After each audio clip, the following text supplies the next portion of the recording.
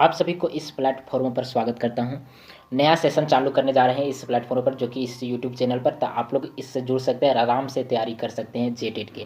तो जेटेट का ऐसे नया सेशन चालू होने जा रहा है इस यूट्यूब चैनल पर। तो आप लोग ऐसे इससे जुड़कर आसानी से तैयारी कर सकते हैं। इसमें आप लोग को कंटेंट में कोई भी दिक्कत नहीं होगा। कंटेंट बहुत अच्छा खासा दिया जा रहा है। आप लोग किसी और भी प्लेटफॉर्म पर से मिला सकते हैं, वहाँ से भी आप लोग को बेहतर यहाँ दिया जाएगा, जो कि आप लोग का पूरा CDP कंप्लीट कराया जाएगा A to Z। आप लोग को कहीं भी स्किप या कहीं पे भी छोड़ा नहीं जाएगा। ऑब्जेक्टिव हो गया या फिर थियोरिटिकल हो गया, वो सारा कुछ ऐसे यहाँ से आप लोग को कराया जाएगा। तो इस प्लेटफॉर्म पर से अगर आप लोग जुड़ना चाहते हैं तो चैनल को सब्सक्राइब कर दीजिएगा, लाइक भी कर दीजिएगा, शेयर भी कर दीजिएगा दोस्त के भी साथ, ताकि ऐसे वो भी ऐसे इस चैनल के माध्यम से जुड़कर अपना अच्छा स्कोर गेन कर पाएगा और अच्छा से यहाँ पे तैयारी कर सकेगा। ऑल सब्जेक्ट हम यहाँ पे 3 सब्जेक्ट कन्फर्म कराने वाले हैं, उससे ज़्यादा सब्जेक्ट भी हो सकता है। फर्स्ट में ऐसे हम यहाँ CDP पूरा कंप्लीट कराने वाले हैं, ये बात ध्यान दीजिएगा। उसी तरह से यहाँ पे कंप्यूटर, जो कि कंप्यूटर का आप लोग का 10 क्वेश्चन पूछा गया है पेपर 2 में, तो उसका भी हम कंफर्म पूरा कंप्लीट कराने वाले हैं। और बच गया खोटा, तो खोटा का भी हम ऐसे पूरा कंप्लीट कराने वाले हैं। तो खोटा सब्जेक्ट का भी आप लोग चिंता मत कीजिएगा, तो खोटा सब्जेक्ट का भी हम यहाँ पे कराने वाले हैं पूरा कंप्लीट सिलेबस।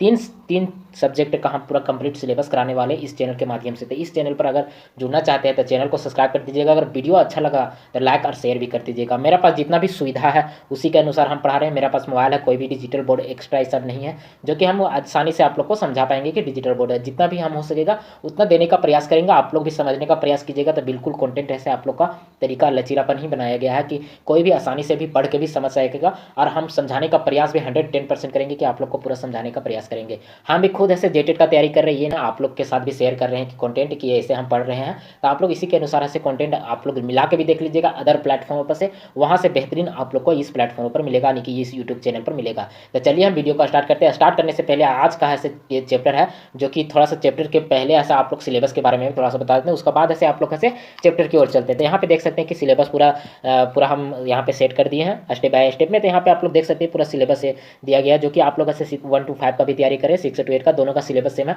बस अंतर इतना ही है कि आप लोग का ऐसे जो 1 to 5 में क्वेश्चन पूछा जाएगा, वो ऐसे बच्चा से रिलेटेड पूछा जाएगा। और 6 to 8 में है तब बच्चा से थोड़ा सा अपर क्लास, जैसे कि मान लीजिए कि 1 से ईयर से लेकर ऐसे आप लोग को से पूछा जाएगा 5 ईयर तक, ऐसे 1 से क्लास 5 तक पूछा जाएगा।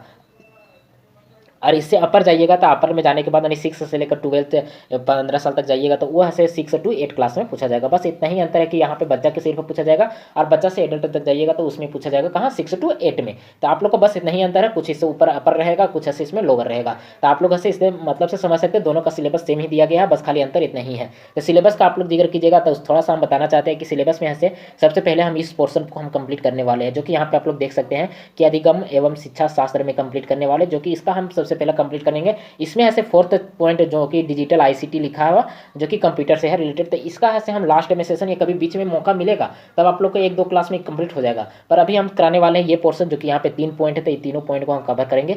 जो कि सबसे पहला हम चलेंगे इसमें शिक्षण क्या है, उसके बाद शिक्षण, फिर अधिगमन चलेंगे, जो कि आप लोग थंबनेल में भी देखे होंगे। तो शिक्षण अधिगमन, सबसे पहले शिक्षण के बारे में पढ़ेंगे, उसके बाद अधिगमन, और दोनों का रिलेशन हम समझेंगे। उसके बाद ऐसे दोनों का रिलेशन समझ में आएगा तो फिर हम 1-2 क्लास ऐसे ऑब्जेक्टिव MCQ लेंगे, जो कि आप लोग को उसमें बेहतरीन तरीका से स्कोर गेन कर पाएगा। तो हम सबसे पहला समझाना पाएंगे कि शिक्षण क्या होता है, उसी के बारे में हम लेके चलते हैं। तो चलिए हम वीडियो को स्टार्ट करते हैं। अगर इस चैनल पर नए होंगे तो चैनल को सब्सक्राइब कर दीजिएगा, और तमाम जानकारी के जुड़े लिए जितने भी आता है झारखंड में तमाम नोटिफिकेशन और सारा से इस चैनल के माध्यम से आप लोग को दिया जाता है। और जेटेट की तैयारी करना चाहते हैं तो हमारे चैनल को जुड़ सकते हैं आराम से, आप लोग को कोई दिक्कत नहीं होगा। हम एक यूट्यूब एक व्हाट्सअप चैनल भी बनाएंगे जो कि इसी से रिलेटेड। तो आप लोग ऐसे कॉमेंट भी कीजिएगा कि क्या बनाना चाहिए कि नहीं, और जितना भी डिस्कस होगा वो ऐसे सब होगा, जेटेट ग्रुप रहेगा तो उसी में होगा। तो आप लोग अगर कहिएगा तो हम कल लिंक शेयर कर देंगे, और आप लोग जितना जल्दी जवाब दीजिएगा उतना जल्दी ऐसे ग्रुप रेडी बन के होगा, और सारा कुछ डिस्कस वहाँ पे आराम से कर सकते हैं। तो चलिए हम वीडियो को स्टार्ट करते हैं।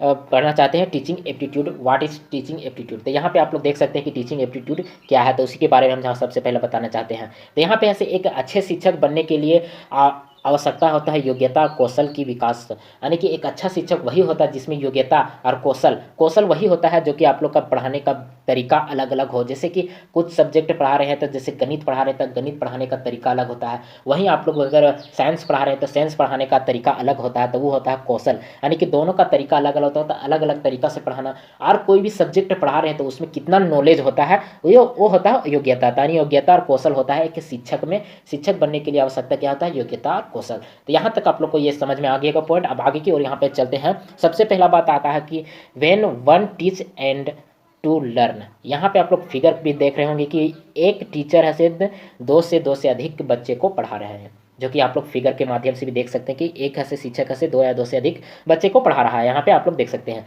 उसी तरह में यहाँ पे ऐसे बोला गया है कि one teach and two learn. तो सबसे पहला बात आते हैं कि टीच। टीच मतलब क्या होता है, लर्न मतलब क्या होता है, दोनों का मतलब हम समझते हैं। तो लर्न यहाँ पे सबसे पहला आता है टीचिंग। तो टीचिंग के बारे में समझते हैं। तो टीचिंग कैसा है, एक प्रोसेस है। तो टीचिंग है से यहाँ पे आप लोग समझिएगा टीचिंग कैसा है, टू वे प्रोसेस है। ये बात ध्यान दीजिएगा, कैसा प्रोसेस है, तो टू वे प्रोसेस है। क्या चीज, टीचिंग। तो टीचिंग कैसा है, टू वे प्रोसेस है।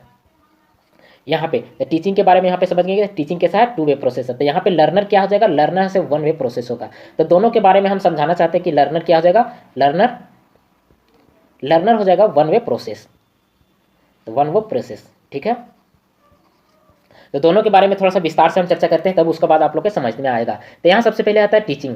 तो टीचिंग ऐसे वन वे प्रोसेस हम क्यों कहले, तो टीचिंग ऐसे आप लोग देखिएगा, टीचिंग के बीच में ऐसे दो चीरा रहता है, टीचर रहता है जो कि टीचर और स्टूडेंट दोनों के बीच में रहता है, तो टीचर और स्टूडेंट। तो यहाँ पे स्टूडेंट लिख देते हैं, जो स्टूडेंट। तो दोनों के बीच में ऐसे संवाद होता है टीचिंग के माध्यम से। टीचर से आप पढ़ा रहा बच्चों को, तो टीच भी दोनों, यानी कि टीचर भी खुद से वहाँ पे कुछ अर्जित कर रहा है बच्चा से, और से बच्चा से ज्ञान तो खुद अर्जित कर ही रहा, तो टीचर भी वहाँ से अर्जित करता था। कैसा प्रोसेस है, ये ऐसे टू वे प्रोसेस है। कैसा प्रोसेस है, two way process, two way process. ये बात ध्यान दीजिए, कैसा टीचिंग है टू वे प्रोसेस है। पर लर्नर होता है, तो लर्नर कैसा प्रोसेस है, लर्नर है यहाँ पे ए लर्नर वन वे प्रोसेस है। ये बात ध्यान दीजिएगा, लर्निंग कैसा प्रोसेस है, तो वन वे प्रोसेस है। तो यहाँ पे वन वे प्रोसेस क्यों है, तो ये ऐसे किताब से आप खुद ऐसे पढ़ सकते हैं। जैसे एक बुक है, तो बुक से ऐसे आप खुद पढ़ सकते हैं, आप लोग को ऐसे खुद ज्ञान अर्जित कर सकते हैं। यानी कि सिर्फ ज्ञान को अर्जित कर रहे हैं बुक से, तो वे क्या है, वन वे प्रोसेस। यहाँ टू वे प्रोसेस क्यों बोले, टीचिंग। तो टीचिंग है से टीचर और स्टूडेंट के बीच रहता है। टीचर से स्टूडेंट से भी कुछ सीख रहा है, और स्टूडेंट से टीचर से तो सीख ही रहा है, पर ये क्या है, दो टू वे प्रोसेस, और ये लर्निंग क्या है, वन वे प्रोसेस। यहाँ तक आप लोग को क्लियर हो चुका होगा, यहाँ पे आप लोग को कोई दिक्कत नहीं होगा। यहाँ पे क्या करता है, तो टीचर क्या काम करता है, तो टीचर है से एक्सपेंड दिस नॉलेज, यानी कि टीचर है से नॉलेज को है से यहाँ पे बढ़ाता है। तो यहाँ पे क्या एक्सपेंड करता है, तो एक्सपेंड नॉलेज, ठीक है। तो आप लोग ये समझ गए होंगे। और यहाँ पे लर्नर क्या काम करता है, तो लर्नर है से यहाँ पे लर्नर क्या काम करता है, तो लर्नर है से यहाँ पे काम करता है कि लर्न न्यू नॉलेज, यानी कि लर्नर है से न्यू नॉलेज को है से यहाँ पे लर्न करता है, और टीचर ऐसे एक्सपेंड नॉलेज करता है, यानी कि एक्सपेंड ऐसे नॉलेज करता है। तो दोनों के बारे में यहाँ पे विस्तार से आप समझा चुके हैं, टीचिंग के बारे में, लर्निंग के बारे में, टीचर के बारे में और लर्नर के बारे में। तो सभी चीज़ आप लोग को यहाँ से कंप्लीट हो चुका होगा, यहाँ तक आप लोग का कोई भी डाउट नहीं होगा। तो आगे की ओर यहाँ पे चलते हैं। यहाँ पे नेक्स्ट आप आते हैं कि यहाँ पे टीचिंग क्या है, उसके बारे में हम समझते हैं, उसका अर्थ क्या है, जो कि यहाँ पे आप लोग का विस्तार से दिया गया है, जो कि यहाँ पे आप लोग विस्तार से भी देख सकते हैं कि टीचिंग का अर्थ क्या है। टीचिंग का अर्थ के बारे में हम यहाँ पे पूरा विस्तार से समझते हैं, उसका बाद ऐसे आगे की कुछ क्वेश्चन लगाते हैं, जो कि जितना भी अभी बताए हैं उसी से रिलेटेड कुछ क्वेश्चन है। तो सबसे पहला आता है कि यहाँ पे टीचिंग के बारे में, तो टीचिंग के बारे में क्या है, इसका अर्थ है। तो टीचिंग क्या करता है, टीचिंग इज ये प्रोसेस ऑफ गाइडिंग्स, यहाँ पे फैसिलिटिंग्स एंड ये supportings learning so that the student can the acquire knowledge, skill, attitude and value.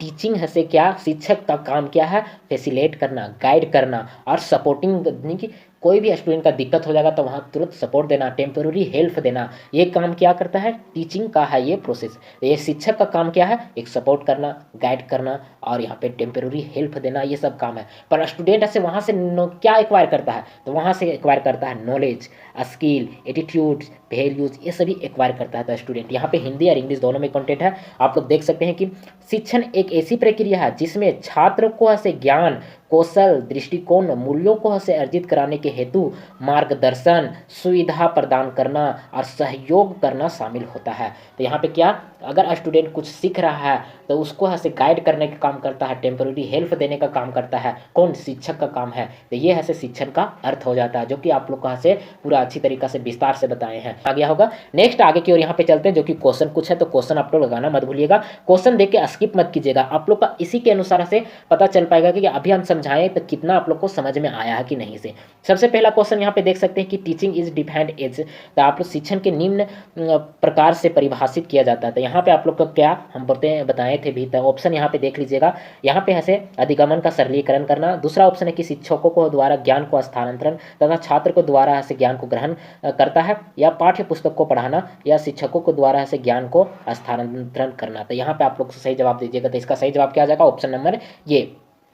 आप लोग को बताएं कि फैसिलिटेट करना था, गाइड करना होता है, यानी कि कोई भी चीज़ नहीं जान रहा तो उसको सरल करना होता है, या फिर उसको अगर नहीं जान रहा तो उससे टेम्पररी हेल्प देना होता है। ऑप्शन नंबर ये इसका सही जवाब हो जाएगा। नेक्स्ट क्वेश्चन आपकी अगला और के देखिएगा, इसका है से नेक्स्ट क्वेश्चन क्या होगा, शिक्षण की गुणवत्ता के परिलक्षित होती है, यानी कि जब एक टीचर है से पढ़ा रहा है क्लासरूम में तो स्टूडेंट से क्या एक्सपेक्ट करेगा कि स्टूडेंट की गुणवत्ता बेहतर है। तो यहाँ पे क्वेश्चन ने पूछा गया कि स्टूडेंट से क्या उम्मीद में रखेगा टीचर की उसका है से गुणवत्ता ठीक है, यानी कि समझ गया, पॉइंट को समझ गया, उसका से डिफाइंड अपने तरीका से कर सकेगा। क्या एक स्टूडेंट को होना चाहिए, तो क्या एक स्टूडेंट को गुणवत्ता होना चाहिए, तो एक है अगर कक्षा टीचर पढ़ा रहे तो कक्षा में ऐसे विद्यार्थी उपस्थित रहेगा तो क्या उसका गुणवत्ता होगा, नहीं, ये बात नहीं हो सकता है। दूसरा में यहाँ पे ऐसे छात्रों की अगर अच्छा अंक आ गया तो उसका हो सकता है, तो ये भी नहीं हो सकता है। ऑप्शन नंबर सी यहाँ पे देख सकते हैं कि छात्रों द्वारा पूछे गए प्रश्नों का उत्तर से गुणवत्ता होता है, तो ये हो सकता है। नेक्स्ट नीचे का भी क्वेश्चन देख लेते हैं, अगर शायद नीचे का ऑप्शन भी देख लेते तो वो सही होगा। तो कक्षा में मौन रहने से की अवधि से अगर कक्षा में कोई बच्चा मौन है तो क्या उसका गुणवत्ता बढ़ेगा, नहीं, ऐसा बात नहीं है।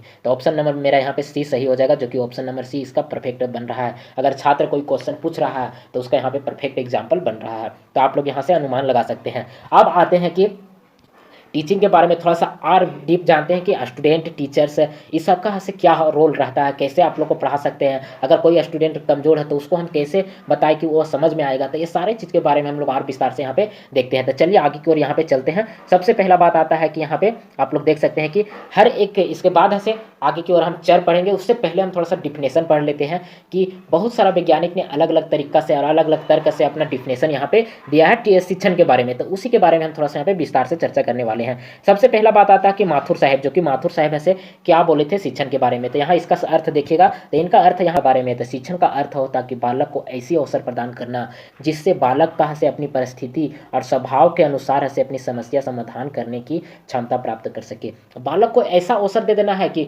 उसको से ऐसा क्षमता पैदा करा देना है बालक में कि उससे से खुद अपनी समस्या कोई भी प्रॉब्लम रहे तो खुद से सोल्व करे, अपना परिस्थिति देख के अपना स्वभाव के अनुसार अपना से समस्या समाधान खुद से कर सके। किनका कहना था, माथुर के यहाँ कहना था। अब आते हैं नेक्स्ट, कलर को क्या कहना था, तो इसका ऐसे विद्यार्थी में व्यवहार में परिवर्तन लाना ही होता है। शिक्षण में से जो कि विद्यार्थी में व्यवहार में परिवर्तन लाता है वही शिक्षण कहलाता है। इनका कहना क्या, व्यवहार में परिवर्तन लाना ही कहलाता है शिक्षण। तो यहाँ पे आप लोग देख सकते हैं। नेक्स्ट उसका बाद यहाँ पे मोरिसन ने, जो कि बहुत ज़्यादा इंपॉर्टेंट है ये भी, मोरिसन ने क्या कहा था कि शिक्षण का एक से अधिक परिपक्व व्यक्ति, एक अधिक जानने वाला व्यक्ति, और एक से कम परिपक्व व्यक्ति, एक कम व्यक्ति, एक कम ज्ञान अर्जित करने वाला, नहीं कम जानने वाला। जैसे कि टीचर और स्टूडेंट, टीचर से अधिक है, स्टूडेंट से अधिक जानता है नॉलेज, तो एक अधिक नॉलेज और एक कम नॉलेज का बीच का है से यहाँ पे अंतरंग संपर्क बनाना होता है क्या, शिक्षण। तो इसका कहना यह है। नेक्स्ट आगे की ओर यह क्या है, जॉन डेवी साहब, इसका से बहुत ज़्यादा इंपॉर्टेंट रोल है, तो इसका बारे में आप लोग ध्यान से, और इसका है से यहाँ पे थ्योरी जो कि आप लोग यहाँ पे देख सकते हैं। इन्होंने शिक्षण के बारे में क्या कहा था, तो शिक्षण के बारे में कहा था कि शिक्षा से जीवन जीने की प्रक्रिया है, न कि भविष्य के जीवन की तैयारी है, जो कि इनका बहुत ज़्यादा इंपॉर्टेंट है, जो कि इनका भी देख लीजिएगा। यहाँ पे इन्होंने क्या कहा था कि जीवन है, शिक्षा से जीवन जीने की प्रक्रिया है, न कि भविष्य के जीवन की तैयारी है। ये होता है इनका शिक्षण का डिफिनेशन इन्होंने दिया जॉन डेवी साहब ने। अब आते हैं गेल, कि गेल ने क्या कहा था शिक्षण के बारे में, तो इनका भी देख लीजिएगा कि यहाँ पे ऐसे शिक्षण का अंतर व्यक्तिगत प्रभाव के रूप में जो व्यवहार की संभावना में बदलने की किया जाता है, जो कि व्यवहार में बदलने की संभावना करता है। इनका भी व्यवहार से भी कुछ रिलेटेड है, जो कि आप लोग कॉन्सेप्ट दिमाग में बैठा लीजिएगा कि अगर क्वेश्चन पूछेगा तो हम इसका हल कर सकेंगे। नेक्स्ट उसके बाद आते हैं यहाँ पे ब्राउन साहब ने क्या कहा था, तो इनका बारे में भी थोड़ा सा जान लीजिए। शिक्षण का ऐसे अर्थ है कि कुछ करना, सीखने में मदद करना, नहीं कि J.F. ब्राउन ने, जो कि इसका यहाँ पे डिफिनेशन था। सभी डिफिनेशन को हम लोग विस्तार से देखे हैं। अगर कोई भी डाउट रहा तो वीडियो के पीछे बैक करके अपना से फिर से नोट डाउन करते जाइएगा, नोट डाउन कीजिएगा तो आप ही लोग का फायदा है। चर के बारे में, जो कि शिक्षण के ऐसे चर, ये बहुत ज़्यादा इंपॉर्टेंट है। जितना भी ये चर है ये हम पढ़ाने वाले वो ज़्यादा इंपॉर्टेंट है, तो इसका बारे में आप लोग ध्यान से देखिएगा और ध्यान से जानने का प्रयास करिएगा। तो चलिए हम इसके बारे में विस्तार से चर्चा करते हैं। चर के मतलब क्या होता है कि चर है से आप लोग का 3 के बीच में होता है, टीचर के बीच में होता है, यहाँ पे फर्स्ट में टीचर के बीच में होता है, और यहाँ पे स्टूडेंट के बीच में होता है, और एक करिकुलम के बीच में होता है। तो तीनों के बीच में आप लोग का डिफिनेशन बताने वाले हैं। शिक्षण के चर बताने से पहले ऐसे इसके बारे में थोड़ा सा जान लेते हैं। शिक्षण में 2 व्यक्ति थे, जो कि एडम और जॉन डेवी साहब। तो जॉन डेवी और एडम दोनों ने ऐसे अलग अलग तर्क दिए कि शिक्षण के चर 2 होते हैं कि नहीं, और एडम ने कहा था कि यहाँ पे ऐसे 2 होते हैं, और जॉन डेवी साहब ने कहा था कि यहाँ पे 3 होते हैं शिक्षण के चर। तो दोनों के बारे में हम लोग विस्तार से चर्चा करते हैं। सबसे पहला आता है कि जो एडम के बारे में हम लोग समझते हैं। तो एडम के बारे में ऐसे जानने से, एडम ने क्या कहा था, तो एडम ने कहा था कि एडम ने बताया था कि यह ऐसे क्या है, दो चर होते हैं यानी कि बाईपोलर होते हैं। कैसा होता है, बाईपोलर। एडम ने बताया था बाईपोलर। बाईपोलर का मतलब क्या होता है कि एक होता है स्टूडेंट, एक टीचर, और एक क्या होता है, स्टूडेंट। तो ये ऐसे किसने बताया था, तो ये ऐसे एडम ने बताया था। ये बात ध्यान दीजिएगा, एडम ने क्या कहा था कि बाईपोलर होता नहीं कि टू ही होता है चर। एक होता है शिक्षण के ऐसे चर, वेरिएबल क्या होता है, वेरिएबल एक टीचर होता है, और दूसरा होता है क्या, स्टूडेंट। तो इस किसने कहा था, एडम ने कहा था। इसका थ्योरी आप लोग नोट डाउन कर लीजिएगा। एडम के अनुसार यहाँ पे कहा था कि बाईपोलर होता है नहीं कि द्विध्रुवीय होता है, नहीं इसको हिंदी में लिखना चाहते हैं तो द्विध्रुवीय। ठीक है, द्विध्रुवीय लिख दीजिएगा, हिंदी में लिखना चाहते हैं बाईपोलर के तो द्विध्रुवीय। और अब ऐसे आता है जॉन डीवी। तो जॉन डीवी ने क्या कहा था, जॉन डीवी ने कहा था कि यह होता है ट्राईपोलर, यानी कि क्या बोले थे, तो जॉन डीवी ने बताए थे कि यह क्या होता है, ट्राईपोलर। ये बात ध्यान दीजिएगा, ट्राईपोलर किसने कहा था, तो जॉन डीवी ने। आगे बताने वाले हैं विस्तार से। तो जॉन डीवी ने क्या था, ट्राईपोलर। ट्राईपोलर में सबसे पहला क्या आता है, तो टीचर आता है, जो कि यहाँ पे हम शॉर्ट में लिख रहे हैं, यहाँ पे स्पेस कम रहता है। दूसरा में आता है स्टूडेंट, जो कि यहाँ पे स्टूडेंट। और तीसरा में आता है करिकुलम, जिसे करिकुलम का मतलब आप लोग समझिएगा पाठ्य पुस्तक, यानी कि जो बुक रहता है वो करिकुलम में आता है। टीचर में स्टूडेंट यहाँ हो गया, और यहाँ पे टीचर हो गया। तो यहाँ पे ऐसे किसने कहा था, तो जॉन डीवी ने कहा था। तो जॉन डीवी, तो जॉन डीवी ने क्या कहा था कि ये ट्राईपोलर होता है, जॉन डीवी। ठीक है, तो जॉन डीवी नीचे हम विस्तार से करने वाले हैं, यहाँ पे नोट डाउन कर सकते थे। नोट डाउन में क्या बताए थे, एक एडम बताए थे। एडम ने क्या कहा था कि ये होता है बाईपोलर। तो बाईपोलर क्या होता है, स्टूडेंट और टीचर। और यहाँ जॉन डीवी ने क्या कहा था, ट्राईपोलर, यानी कि त्रिध्रुवी, इसको हिंदी में बोल सकते हैं त्रिध्रुवी। ठीक है, तो त्रिध्रुवी किसने कहा था, जॉन डीवी ने। द्विध्रुवी किसने कहा था, एडम ने। ये दोनों कॉन्सेप्ट आप लोग लिख भी लीजिएगा और यहाँ पे जानिएगा। अब आते हैं कि आगे की ओर से जॉन डीवी के साहब एक यार है, जॉन डीवी ने बताया था कि यहाँ पे एक थ्योरी दिए थे जॉन डीवी ने। तो जॉन डीवी ने एक थ्योरी थे, इनका थ्योरी बहुत ज़्यादा इंपॉर्टेंट है, तो इनका से बार बार आप लोग पढ़िएगा। तो जॉन डीवी के साहब से लिखने के मत, और एडम के बारे में भी नोट डाउन कर लीजिएगा। तो जॉन डीवी का थ्योरी क्या है, लर्निंग बाई डूइंग का थ्योरी कॉन्सेप्ट किन्होंने दिया था, तो लर्निंग बाई डूइंग का से कॉन्सेप्ट जॉन डीवी ने दिया था, यानी करके सीखने का, करके सीखना, करके सीखना। तो करके सीखना किसने दिया था, जॉन डीवी ने। तो इसका बात ध्यान दीजिएगा, लर्निंग बाय डूइंग यानी कि जॉन डीवी के द्वारा थ्योरी दिया गया है। इन्होंने एक बात और ध्यान दीजिएगा कि इन्होंने एक बात और कॉन्सेप्ट क्लियर किए थे कि एक बात है कि जब पहले का क्लासरूम था, पहले का क्लासरूम क्या कहा था कि पहले का क्लासरूम था कि यहाँ पे टीचर रहते थे, जो कि यहाँ पे टीचर, और यहाँ पे ऐसे स्टूडेंट यहाँ पे बैठे हुए रहते थे। तो इनका कहना अब क्या है कि आपका क्लासरूम ऐसा कुछ रहना चाहिए कि टेम यहाँ पे हेल्प दे सके, जो कि यहाँ पे आप लोग देख सकते हैं कि टीचर बीच में रहना चाहिए, और इसका रोन रोन साइड चारों साइड ऐसे क्या रहना चाहिए, स्टूडेंट रहना चाहिए। जब भी जरूरत पड़ेगा तो टीचर ऐसे क्या करेगा, टेम्पररी हेल्प देगा, यानी कि हेल्प देगा टीचर, एकदम फास्ट में हेल्प देगा, बीच में रहेगा, सेंटर में रहेगा टीचर, तो तुरंत हेल्प देगा। तो पहले का क्लासरूम था जो कि आपका क्लासरूम कैसा रहेगा, ऐसा रहेगा, और पहले का क्लासरूम कैसा था, ऐसा था। तो पहले का क्लासरूम जो कि उच्च स्तरीय में क्लासरूम अभी भी कैसा है, जो कि ऐसा क्लासरूम अभी भी है।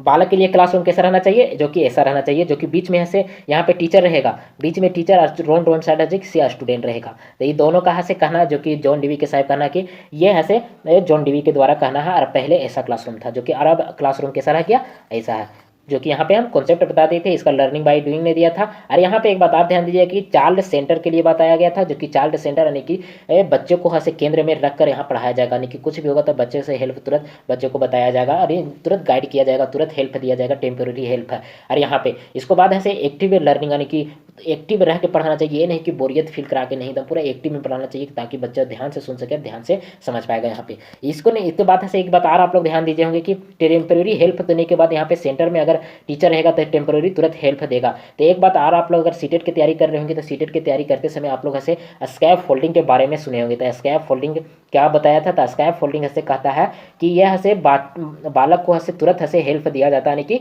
Temporary help. टेम्पररी हेल्प कहने का मतलब है कि अगर कोई बच्चा सीख रहा है, अगर सीखने में कोई दिक्कत हो रहा है तो तुरंत बता दे कि ऐसे सीखा जाता है, ऐसे पढ़ा जाता है, तो यहाँ पे तुरंत हेल्प होता है, स्कैफ फोल्डिंग का मतलब होता है। नेक्स्ट इसका बाद आगे की ओर चलते हैं, हम लोग विस्तार से समझने वाले हैं। यहाँ पे आप लोग देख लीजिएगा, यहाँ पे देख सकते हैं कि इसका डीप में हम थोड़ा सा बताएं कि शिक्षण के ऐसे, शिक्षण में ऐसे चर कितना होता है, शिक्षक होता है, छात्र होता है, पाठ्यक्रम के बीच का एक व्यवस्थित अंतःक्रिया, जो ये तीनों शिक्षण में ऐसे मुख्य चर कहलाता है। ये तीनों ऐसे क्या शिक्षण में ऐसे मुख्य चर कहलाता है, कौन, शिक्षक कहलाता है, शिक्षक कहलाता है, छात्र कहलाता है, और पाठ्यक्रम कहलाता है, जो कि तीनों का यहाँ पे दिया गया है। ये तीनों ऐसे मुख्य चर कहलाता है, और ये शिक्षण के अधिगम प्रक्रिया, प्रभावशीलता, तय करते हैं, जो कि यहाँ पे प्रभावशीलता भी बनाए रखता है। इसके बारे में अब आते हैं कि इसका थोड़ा सा फिगर के माध्यम से आप लोग को समझाने के प्रयास करते हैं। तीनों के बारे में हम लोग विस्तार से चर्चा करेंगे।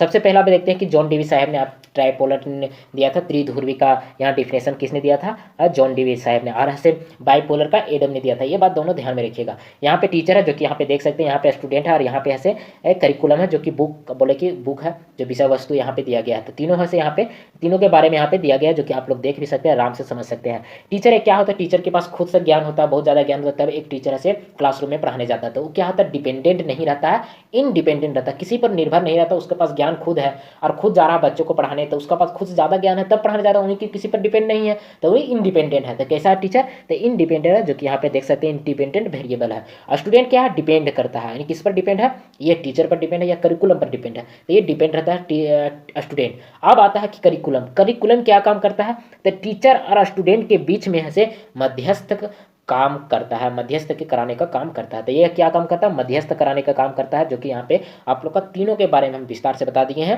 अब चलते हैं कि तीनों के बारे में हम लोग एक एक करके हम तीनों के बारे में यहाँ पे बताने का प्रयास करेंगे।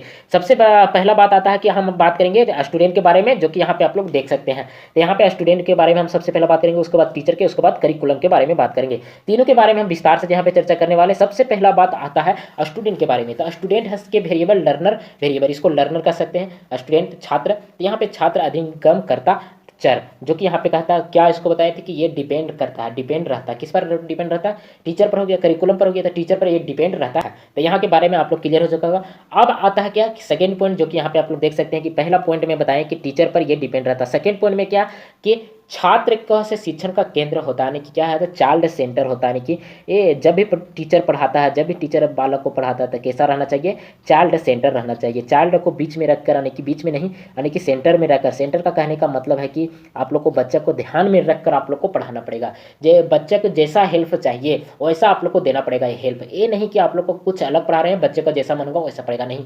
बच्चे के अनुसार, अगर कोई बच्चा अधिक जान रहा है तो उसके अनुसार पढ़ाइए, कोई बच्चा कम जान रहा है तो उसके दोनों का बीच को लेकर चलिए, ताकि जो अधिक जान रहा बच्चा उसको भी बोरियत फील नहीं हो, जो कम भी जान रहा होगा उसको भी बोरियत फील नहीं हो। दोनों को लेके आपको चलना है। टीचर का काम यही है कि दोनों को साथ लेके चलना है। तो यहाँ पे कैसा, चाइल्ड सेंटर लेके चलना है, यानी कि चाइल्ड बच्चा को सेंटर में रख के चलना है। तो यहाँ पे नेक्स्ट पॉइंट यहाँ पे देखिएगा कि शिक्षण कब सार्थक होता है, जब शिक्षार्थियों के आवश्यकता अनुसार, यानी छात्रों को आवश्यकता अनुसार है से उसकी क्षमता, रुचि या पृष्ठभूमि, अधिगम शैली को ध्यान में रखते हुए हसे उसको ज्ञान प्रदान करना चाहिए। यानी कि कब उसको सार्थक हो, जब एक शिक्षक का हसे शिक्षण कब सार्थक होता है, जब बच्चा के अनुसार, बच्चे के अनुसार यहाँ पे शिक्षा दिया जाए बच्चे को, तब एक शिक्षण को हसे सार्थक के रूप में माना जाता है। यहाँ पे उसके रुचि के अनुसार, उसके क्षमता के अनुसार बच्चों को हसे हेल्प करना चाहिए, गाइड करना चाहिए, उसको पढ़ाना चाहिए, उसको ध्यान में रख कर यहाँ पे पढ़ाना चाहिए, तब एक हसे शिक्षक सार्थक का शिक्षण सार्थक होता है।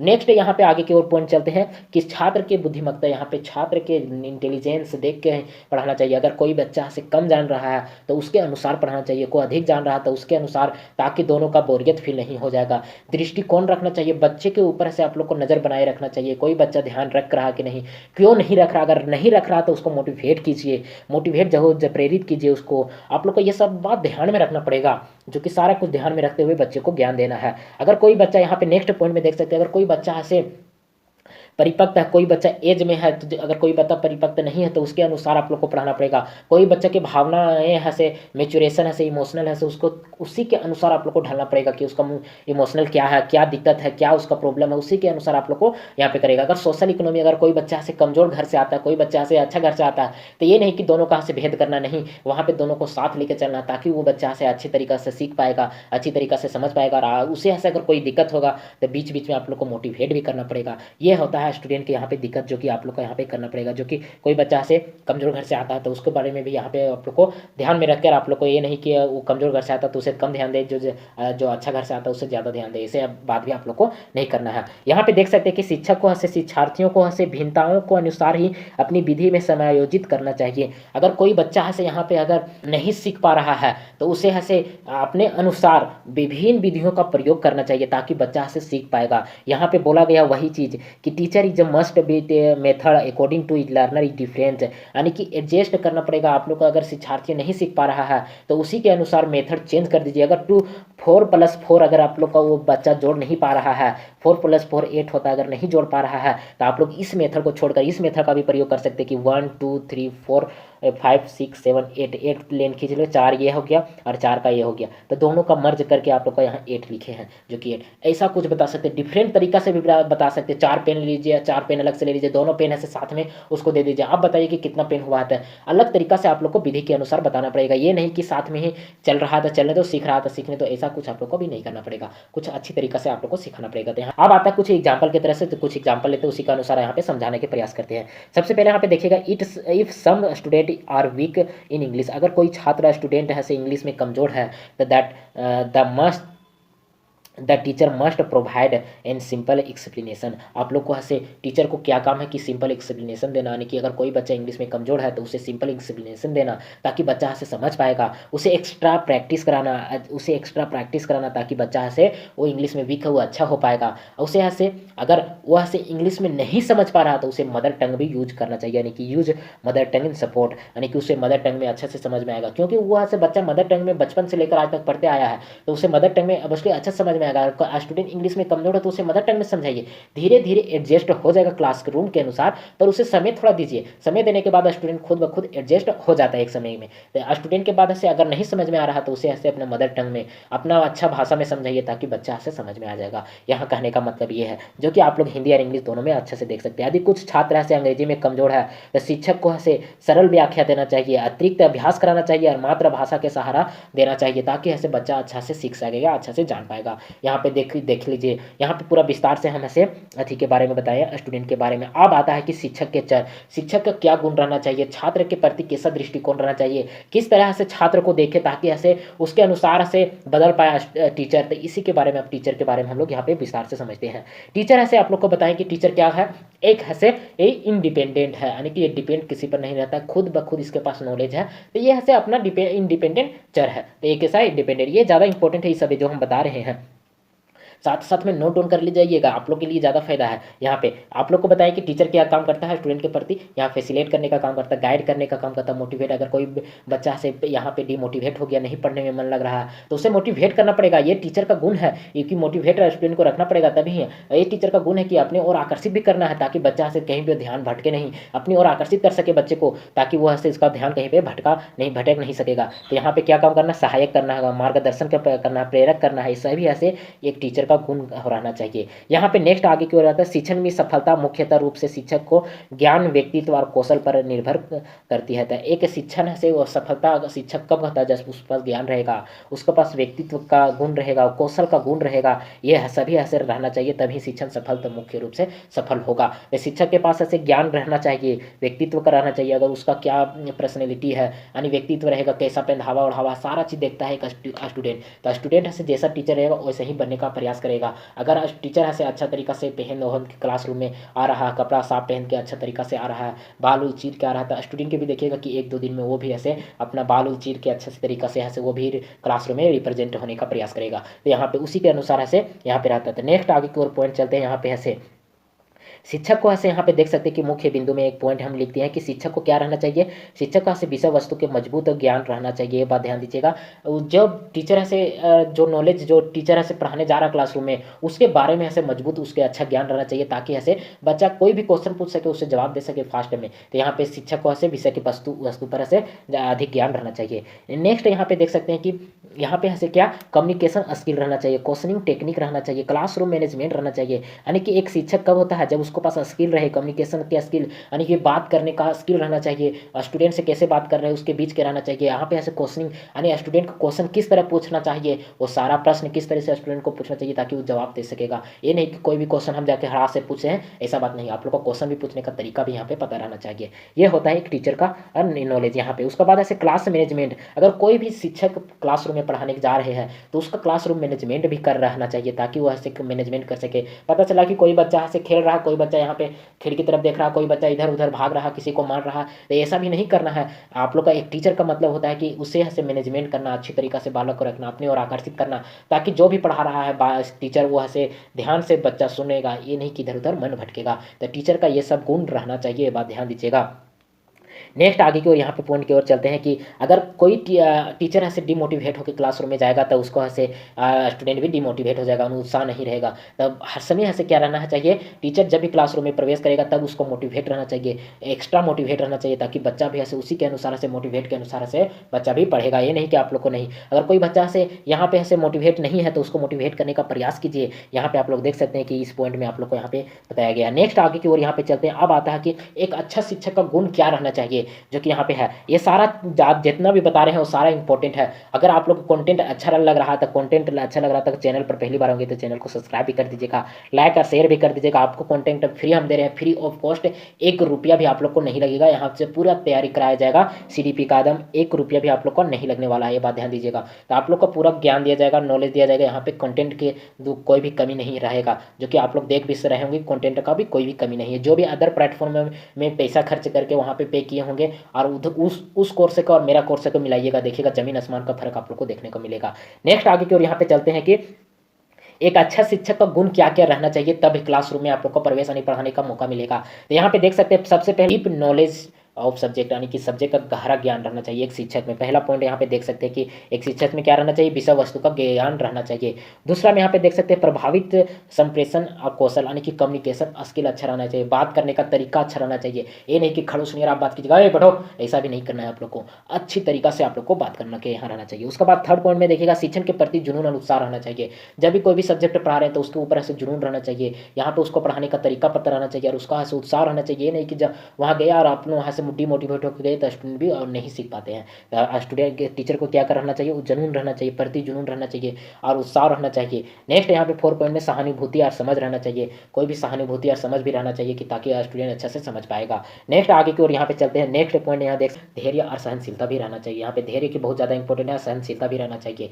नेक्स्ट यहाँ पे देख सकते हैं कि क्रिएटिविटी और रचनात्मक रहना चाहिए, जो कि इस पॉइंट में देख सकते हैं कि कोई भी सब्जेक्ट पढ़ा रहे हैं तो उसके प्रति ऐसे अगर पढ़ा रहे हैं तो उसका क्रिएटिविटी करवाना भी जरूरी है और उसका नवाचार यानी कि जो उत्पन्न हो सकेगा, कुछ बन सकेगा, उसको बनाने के प्रयास भी करना चाहिए कि ये चीज़ इसका बन सकता है तो बनाने का स्टूडेंट को करना चाहिए। एक टीचर में रहना चाहिए ये सारा गुण, जो कि इनोवेशन करने का भी तकनीक रहना चाहिए, क्रिएटिविटी का तकनीक रहना चाहिए। यहाँ पे देखिएगा निष्पक्षता और न्यायप्रिय रहना चाहिए। ये बच्चा नहीं कि एक के प्रति ज़्यादा ध्यान दे रहे हैं, उसका प्रति न्याय कर रहे हैं, एक के प्रति ऐसे कम न्याय कर रहे हैं, ऐसा भी नहीं रहना चाहिए। दोनों के प्रति समान व्यवहार करना चाहिए। दोनों के प्रति अगर जिसका गलती हो गया उसको गलती करना चाहिए, जिसका गलत नहीं है उसको गलत भी नहीं मानना चाहिए।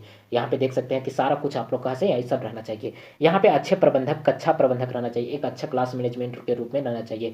कंटिन्यूअस यहाँ लर्नर रहना चाहिए, यानी कि लगातार पढ़ते रहना चाहिए। यहाँ पे आप लोग देख सकते हैं संप्रेषण और यहाँ पे उत्साहवर्धक रहना चाहिए। आप लोग को ऐसे मोटिवेट भी रहना चाहिए और समय समय पर ऐसे स्टूडेंट को मोटिवेट भी करना चाहिए। ये सारा कुछ गुण रहता है। नेक्स्ट नैतिक चरित्र, ईमानदारी भी रहना चाहिए। नैतिक के भी चरित्र रहना चाहिए और ईमानदारी रहना चाहिए। ये ऐसे सारा कुछ ऐसे टीचर का ऐसे गुण रहना चाहिए।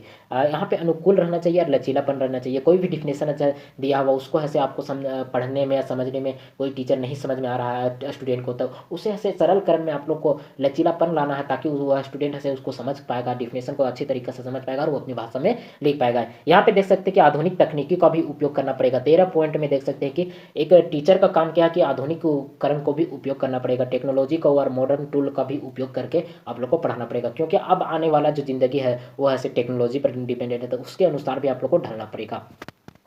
अब यहाँ पे नेक्स्ट देखते हैं कि कुछ यहाँ पे ऐसे 8 डिफिनेशन के तहत लिखे हैं, ताकि आप लोग को क्लियर समझ में आ जाएगा। जो कि यहाँ पे आप लोग देख सकते हैं कि एक अच्छा शिक्षक ऐसे केवल ज्ञान को स्थानांतरित करने के वाले ही नहीं होते, यानी कि ज्ञान को ऐसे देना ही नहीं होता है, बल्कि वह भी होता है जिसका जिज्ञासा जगाता, यानी कि छात्र में ऐसे जिज्ञासा भी जगाना के काम करता है और मूल्य और पोषण को भी कराता है। छात्र को आत्मविश्वास भी पैदा कराने में एक शिक्षक का काम होता है। ज्ञान को सहानुभूति के साथ साथ ऐसे अनुशासन को भी प्रोत्साहन के साथ परस्पर ऐसे नवाचार और संतुल्य भी ना संतुलित भी करते रहता है। यहाँ पे आप लोग देख सकते हैं सारा कुछ आप लोग को क्लियर यहाँ पे समझ गए होंगे और पूरा अच्छी तरीके से हम समझाने का प्रयास भी किए हैं। नेक्स्ट अब आते हैं कि करिकुलम के बारे में। तो करिकुलम के बारे में यहाँ पे हम अच्छी तरीके से ध्यान से आप लोग समझिएगा। करिकुलम क्या काम करता है? तो करिकुलम को पहले भी बताया कि यह ऐसे पाठ्य योजना है, कंटेंट वेरिएबल है, यानी कि यह ऐसे विषय वस्तु अनुभाव है, पाठ्य सामग्री है। करिकुलम क्या काम करता है? स्टूडेंट और टीचर के बीच में ऐसे मध्यस्थ यानी कि मध्यस्थ चर है, यानी कि ब्रिज का काम करता है। टीचर और स्टूडेंट के बीच ऐसे यहाँ पे देख सकते it is the bridge between the student and teacher के बीच में से सेतु का काम करता है। दोनों का बीच का सहयोग का काम करता है, सेतु का काम करता है। एक ऐसा चर है मध्यस्थ चर है जो कि आप लोग के बीच में ये काम करता है स्टूडेंट और टीचर के बीच में। यहाँ पे देख सकते हैं कि इसमें से ऐसे विषय सामग्री आता है, शिक्षण सामग्री, गतिविधि, सह पाठ्यक्रम और अनुभव शामिल रहता है, जो कि सारा कुछ यहाँ पे देख सकते हैं कि सारा कुछ क्या रहता है शामिल। इसमें विषय वस्तु शामिल रहता है, सामग्री शामिल रहता है, गतिविधि, सह पाठ्यक्रम, अनुभव भी शामिल रहता है। देख सकते हैं कि पाठ्यक्रम ऐसे शिक्षार्थियों की आयु और रुचि और क्षमता के अनुरूप रहना चाहिए। ये नहीं कि उसके अपर रहना चाहिए, नहीं। अगर कक्षा 1 के विद्यार्थी है तो कक्षा 1 के हिसाब से रहना चाहिए। कक्षा 10 के विद्यार्थी है तो कक्षा 10 के अनुसार रहना चाहिए। जैसे कक्षा 10 में ऐसे उस स्टूडेंट ऐसे सोचने में या समझने में उसको ज़्यादा क्षमता है, पर कक्षा 1 में जो स्टूडेंट है उसको समझने में या सुनने में या समझने में बहुत कम है। बस जो चिंतन करने का है, जो कक्षा 10 में है उसका चिंतन करने, सोचने में, समझने में बहुत ज़्यादा विकसित हो गया है उसका दिमाग, पर एक छोटा बच्चा को नहीं हुआ है। तो इसी अनुसार ऐसे विषय एज के अनुसार ऐसे उसको ऐसे पाठ्यक्रम रहना चाहिए। ये नहीं कि कक्षा 1 में ऐसे कक्षा 10 का सिलेबस डाल दीजिए और कहिए पढ़िए, ऐसा नहीं। कक्षा 1 का सिलेबस क्या रहता है आप लोग देखिए, फिगर के माध्यम से, कविता के माध्यम से, सब माध्यम से समझाया जाता है। एक 2 साल लेन दिया जाता है, उसी के अनुसार ऐसे एक छोटा बच्चा का बुक रहता है। और बड़े बच्चा का क्या रहता है कि वहाँ डिफिनेशन के अनुसार वो ऐसे चिंतन करके सोच समझ के वो उसको समझ सकेगा डिफिनेशन के। पर वही डिफिनेशन बच्चों को दे दीजिएगा, क्या समझ पाएगा? नहीं। तो बच्चे के एज के अनुसार ऐसे यहाँ पे पाठ्यक्रम रहना चाहिए, शिक्षार्थियों के एज के अनुसार रहना चाहिए, उसके रुचि के अनुसार रहना चाहिए, क्षमता के अनुसार रहना चाहिए। यहाँ पे पाठ्यक्रम में लचीलापन रहना चाहिए, प्रासंगिक रहना चाहिए और व्यवहारिक होना भी चाहिए, ताकि ऐसे बच्चा अच्छी तरीके से समझ पाएगा। चित्र के माध्यम से बच्चा अच्छी तरीके से समझ पाता है। एक चिड़िया 2 चिड़िया रह गया तो बच्चा समझ पाता है कि कितना 2 चिड़िया है। और वही ऐसे 10th क्लास में दे दीजिएगा 1 चिड़िया 2 चिड़िया, तो क्या उसको अच्छा लगेगा? नहीं। तो उसे चिंतन करने का भी क्षमता विकसित हो गया 10th क्लास का बच्चा का नहीं क्षमता हुआ है। तो इसी के अनुसार रहना चाहिए कंटेंट यहाँ पे। नेक्स्ट यहाँ पे देख सकते हैं कि आप लोग का शिक्षार्थियों को समग्र उद्देश्य, ज्ञान, कौशल और मूल्य प्राप्त करने में मदद करता है। कौन? शिक्षण। यहाँ पे शिक्षा देख सकते हैं। नेक्स्ट आगे को यहाँ पे चलते जो कि एग्जाम्पल की तरह से आप लोग को समझाने का प्रयास किए हैं, जो कि यहाँ पे आप लोग देख सकते हैं। अगर प्राथमिक छात्र जो कि पहला छात्र है के लिए ऐसे पाठ्यक्रम ऐसे कैसा रहता है? कहानी, कविता और मूलभूत गणित रहता है, शामिल रहता है। पर उच्च कक्षाओं के में ऐसे इसमें कैसा रहता है? उन्नति विज्ञान रहता है, आलोचनात्मक चिंतन की गतिविधि भी शामिल रहता है। तो छोटा बच्चा में कैसा रहता है? कविता के माध्यम से, पर बड़ा ऊंचे क्लास में क्या रहता है? आलोचनात्मक सोच पर निर्भर करता है। दोनों का से यहाँ पे देख सकते हैं। तो करीब भी बताए हैं करिकुलम के बारे में और आप लोग का बहुत ज़्यादा इनफ है, इतना भी आप लोग समझ चुके होंगे। जो तीनों के बारे में हम अभी तक विस्तार से बता चुके हैं, जो कि करिकुलम के बारे में यहाँ पे हो गया, स्टूडेंट के बारे में बता दिए, टीचर के बारे में हमें विस्तार से बता दिया, करिकुलम के भी बारे में विस्तार से बताइए। तीनों के बारे में यहाँ पे विस्तार से बता दिए तीनों के बारे में। अब चलते हैं कुछ क्वेश्चन लगाते हैं, ताकि आप लोग को पता चल जाएगा कि जितना भी पढ़ेंगे उसी के अनुसार आप लोग को क्वेश्चन दिया गया, जो कि यहाँ पे देख सकते हैं। क्वेश्चन लगाते हैं, क्वेश्चन के अनुसार आप लोग को पता चल जाएगा कि कितना आप लोग को समझ में आया से। सबसे पहला क्वेश्चन यहाँ पे देखिएगा, 2 क्वेश्चन ऊपर बताइए, तीसरा क्वेश्चन है। तो आप लोग बताइएगा कि कमेंट बॉक्स में कि आउट ऑफ 10 में 8 होगा, 8 या 10 होगा क्वेश्चन, तो उसमें आप लोग का कितना सही हुआ है, आप लोग कमेंट बॉक्स में जरूर बताइएगा। और अगर वीडियो अच्छा लगा होगा, अगर कंटेंट अच्छा लगा होगा, तो लाइक और शेयर भी कर दीजिएगा, ताकि और आगे अच्छे से ऐसे कंटेंट को यहाँ पे डिलीवर कर पाएंगे। तो ये है आप लोग को मोटिवेट, आप लोग का लाइक ही मोटिवेट मेरा बनेगा। लाइक, शेयर और कमेंट करना मत भूलिएगा। एक चैनल पर नए होंगे तो चैनल को सब्सक्राइब भी करना मत भूलिएगा। चलिए पहला क्वेश्चन का जवाब दीजिए आप लोग का यहाँ पे फर्स्ट, यानी कि 3 नंबर का क्वेश्चन है, शिक्षक का सबसे महत्वपूर्ण काम क्या है? जो कि यहाँ पे देख सकते हैं। क्या शिक्षण का कार्य है से यहाँ शिक्षण का कार्य को व्यवस्थित करने का काम करता है, कि छात्रों का मूल्यांकन करने का? मूल्यांकन का मतलब होता है कि एक ईयर हो जाएगा, लास्ट ईयर में एग्जाम होता है, यानी कि सेमेस्टर लास्ट में होता है एग्जाम, जो कि आप लोग 10th का अगर एग्जाम दिएगा तो लास्ट में होता है। तो लास्ट में जो एग्जाम होता है उसका मूल्यांकन करना, कि छात्र कितना नंबर लाया, तो उसी को मूल्यांकन करते हैं। यहाँ व्याख्या करना, कक्षा में ऐसे व्याख्या देना कि बच्चों को देखभाल करने के लिए। तो यहाँ पे सबसे अच्छा और सबसे एक शिक्षक का काम, एक सबसे महत्वपूर्ण कार्य क्या है? सबसे महत्वपूर्ण कार्य क्या है? शिक्षण कार्यों के से व्यवस्थित करना, कि ऑप्शन नंबर ये इसका सही जवाब हो जाएगा। नेक्स्ट क्वेश्चन की ओर चलते हैं। क्वेश्चन नंबर ऐसे 4, यहाँ पे ऐसे क्वेश्चन नंबर 4 देखिएगा, विषय में निम्नलिखित में से कौन सा कथन सही नहीं है? Which one of the following statement is about teaching is not correct? यहाँ पे नॉट करेक्ट आप लोग को बताना है, इसमें कौन गलत है और वही गलत है से सही हो जाएगा मेरा यहाँ पे। तो सबसे पहला बात यहाँ पे देखते हैं ऑप्शन नंबर ये, शिक्षण एक परस्पर अंतक्रिया है तो इसका बात सही है, ऑप्शन नंबर ये इसका तो सही हो गया। ऑप्शन नंबर बी देखते हैं कि शिक्षण एक से त्रिध्रुवीय प्रक्रिया है, तो ऑप्शन नंबर बी भी इसका सही जवाब हो जाएगा। तीसरा ऑप्शन देखते हैं कि शिक्षण एक प्रभावशाली निर्देशक की प्रक्रिया है, तो ऑप्शन नंबर सी। त्रिध्रुव आप लोग को बताएं कि यह से जॉन डीवी साहब ने दिया था, स्टूडेंट टीचर और करिकुलम जो कि अभी पढ़ाए हैं। और ऑप्शन नंबर 4 यहाँ पे देखते हैं कि शिक्षण एक प्रक्रिया केवल कक्षाओं तक सीमित रहता है, तो कक्षा तक सीमित नहीं रहता, कक्षा के बाहर भी तो सीख सकता है स्टूडेंट। सोशल में सामाजिक में भी सीख सकता है, समाज में भी तो सीख सकता है स्टूडेंट, ये नहीं कि सिर्फ कक्षा में ही सीख सकता। नहीं, तो ये क्या हो जाएगा, गलत हो जाएगा, यानी कि गलत ही मेरा सही हो जाएगा, यानी कि ऑप्शन नंबर डी इसका सही जवाब हो जाएगा। गलत पूछा गया है तो गलत में इसका ऑप्शन नंबर डी इसका सही जवाब हो जाएगा। नेक्स्ट क्वेश्चन की ओर चलते हैं, क्वेश्चन नंबर है 5 को ओर चलते हैं, जो कि यहाँ पे देख सकते हैं कि डिफिनेशन दिया गया कि अलग अलग व्यक्तियों ने अलग अलग तरीका से यहाँ पे डिफिनेशन दिया था शिक्षण के बारे में। तो यहाँ पे दिया गया, जो कि आप लोग इसका जवाब बताइएगा। इसका जवाब यहाँ पे देख सकते हैं कि कौन सा शिक्षण को परिभाषित इन प्रक्रिया के रूप में ऐसे बताती है जिनका उद्देश्य से विद्यार्थियों में व्यवहार में परिवर्तन लाना था। व्यवहार में परिवर्तन कौन लाता है, तो यहाँ पे हम चारों ऑप्शन में आप लोग इसी ऑप्शन छट जा रहा है, यहाँ से कोई भी हम एक ही के व्यक्ति के बारे में बताएं, सिर्फ क्लर्क के बारे में, तो ऑप्शन नंबर सी बी ही इसका सही जवाब हो जाएगा। बाद बाकी के बारे में तो नहीं बताए हैं, तो यहाँ ऑप्शन नंबर बी इसका सही जवाब हो जाएगा। नेक्स्ट क्वेश्चन की ओर चलते हैं। यहाँ क्वेश्चन नंबर है 6, त्रिध्रुव प्रक्रिया किसके द्वारा प्रतिपादित किया गया था, तो इसका साफ जवाब है कि हम बहुत ज़्यादा समय भी दिए थे कि इसका कौन बताया था, इसका कौन है, तो जॉन डीवी के साहब ने बताए थे, तो इसका ऑप्शन नंबर 3 इसका सही जवाब हो जाएगा। नेक्स्ट क्वेश्चन की ओर चलते हैं। यह क्वेश्चन थोड़ा सा सोच समझ के इस क्वेश्चन का जवाब दीजिएगा कि यहाँ पे ऐसे शिक्षण में त्रिध्रुवीय प्रक्रिया में तीसरी भुजा त्रिध्रुवीय प्रक्रिया का एक और आयाम जोड़ती है, इनमें से निम्नलिखित में से कौन सा दर्शाता है, यानी कि तीसरा ध्रुव कौन सा दर्शा सकता है, ये बात आपको पूछा। क्या तीसरा ध्रुव पेरेंट हो सकता है, या टीचर हो सकता है, या फिर यहाँ पे मनोरंजन हो सकता है, यहाँ पे वातावरण हो सकता है, तो आप लोग को बताना है। तो इसका जवाब क्या हो जाएगा, तो इसका जवाब हो जाएगा क्वेश्चन नंबर 7 का 4 हो जाएगा, यानी कि वातावरण भी ऐसे त्रिध्रुवीय की प्रक्रिया में आता है, ये बात ध्यान दीजिएगा। नेक्स्ट क्वेश्चन की ओर चलते हैं, लास्ट क्वेश्चन होगा, जो कि यहाँ पे ऐसे शिक्षण से सीखने पर क्या जोर दिया जाता है, जो कि आप लोग का शिक्षण का से क्या जोर दिया जाता है। यहाँ पे देख सकते हैं कि रटने की सीखने का प्रोत्साहन करता है, रटने पर ऐसे कभी भी ऐसे जोर नहीं दिया जाता है, एक बात ध्यान दीजिएगा। यहाँ पे फ्रंट शिक्षण का अपनाया जाता है, नहीं, ये भी बात गलत है। परीक्षा परिणाम पर ध्यान केंद्रित किया जाता है, परीक्षा के लिए कभी भी ऐसे शिक्षा नहीं दिया जाता, एक बात ध्यान दीजिएगा। तो यहाँ पे क्या किया जाता है, बाल केंद्रित शिक्षा शास्त्र पर अपनाया जाता है, यानी कि बाल केंद्रित चाइल्ड सेंटर को अपनाया जाता है। चाइल्ड बच्चों को ध्यान में रखकर, यानी कि बच्चे को केंद्र में रखकर, ध्यान में रखकर ही केंद्र में रखकर बच्चे को केंद्र में रखकर ऐसे पढ़ाया जाता है, ताकि ऐसे बच्चा सीख सकेगा, क्रिएटिविटी होगा, सभी तरीका में वो सीख सकेगा। तो यहाँ तक आप लोग का क्वेश्चन है, बताइएगा कि आउट ऑफ आप लोग का कितना, 8 में आप लोग को बताइएगा कि कितना सही हुआ है। इसी तरह के तमाम वीडियो आप लोग का कंटिन्यू आते रहेगा, जो कि पर डे आप लोग का एक वीडियो लगभग मिलते रहेगा। तो चैनल को अगर वीडियो अच्छा लगा होगा तो लाइक और शेयर भी सब्सक्राइब भी कर दीजिएगा, चैनल पर नहीं होंगे तो चैनल को सब्सक्राइब भी कर दीजिएगा, वीडियो को शेयर भी कर दीजिएगा, ताकि आप दोस्तों लोग भी देख पाए, उसका भी अच्छा स्कोर गेन हो सके। तो चैनल पर पहली बार होंगे तो सब्सक्राइब भी कर दीजिएगा। Thank you for watching.